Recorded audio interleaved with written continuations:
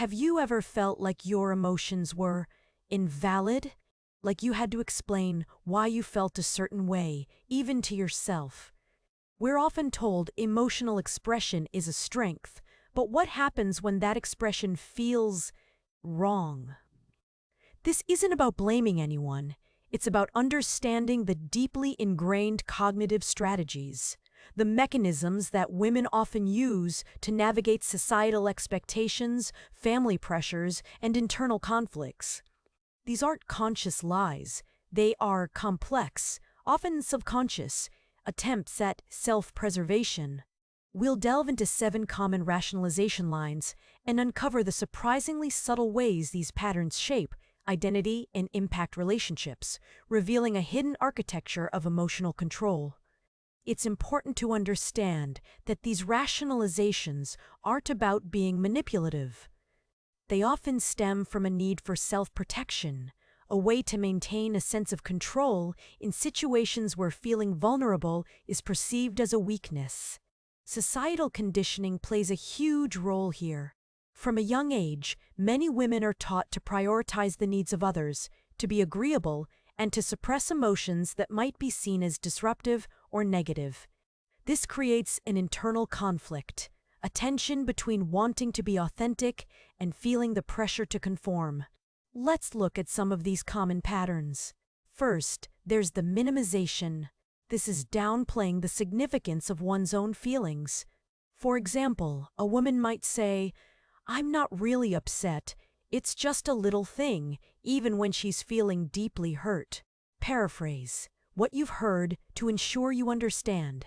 This shows empathy and a genuine interest in the other person's perspective. It builds trust because people feel heard and understood. Think about a time someone really listened to you. How did it make you feel? Self-awareness is key to making positive behavioral change. Planning isn't just about creating a schedule, it's about setting clear goals and breaking them down into manageable tasks. Using techniques like SMART goals, specific, measurable, achievable, relevant, and time-bound, gives us a roadmap and a sense of accomplishment as we progress. Task management tools, whether it's a simple to-do list or a more sophisticated project management system, can help us stay organized and focused. Another powerful strategy is time blocking. If you say you'll help, follow through. This is fundamental to building credibility. It's about living a life of honesty and authenticity. When people know they can rely on you, they will naturally respect you. Next up, assertive communication. If a woman unconsciously closes the distance between you, it can be a subtle indication of attraction. Notice how she positions herself relative to you during the interaction. Proximity can speak volumes. Beyond these physical cues, consider her overall behavior. Does she seem relaxed and confident around you? Does she offer compliments or express admiration? The more specific you are, the more meaningful the compliment will be. It's about showing you truly notice and appreciate her for who she is. However, there's something we haven't fully addressed here. Often, women internalize societal pressures and may not fully recognize their own strengths. The research on identity-affirming compliments primarily focuses on external validation. But what about the internal work? What about helping women cultivate self-acceptance and self-love from within? That's a complex area, and further research is needed to understand the interplay between external affirmation and internal self-acceptance.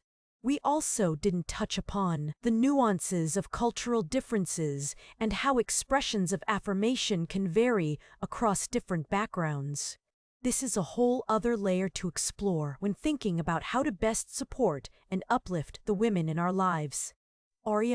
So, I encourage you to start using these identity-affirming compliments.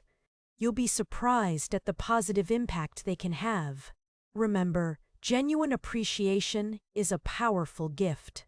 If you found this video helpful, Please like, share, and subscribe for more videos on building stronger relationships and fostering personal growth. Thanks for watching. This intellectual curiosity and desire for self-understanding often leads to thoughtful and insightful conversations. A man who can engage in meaningful conversation, who is genuinely interested in understanding others' perspectives, is incredibly captivating. This requires active listening, empathy, and a willingness to see things from different points of view. These are all qualities that are cultivated through Stoic practice. It's also about projecting confidence, not arrogance. True confidence comes from self-respect and a belief in your own worth.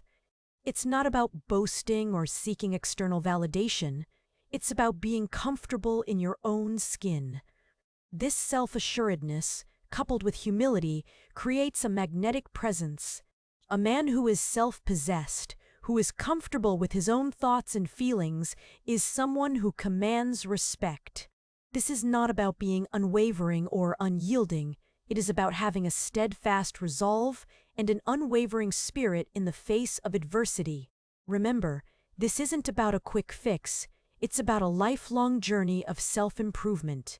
It's about cultivating inner strength, emotional intelligence, and a consistent, principled approach to life.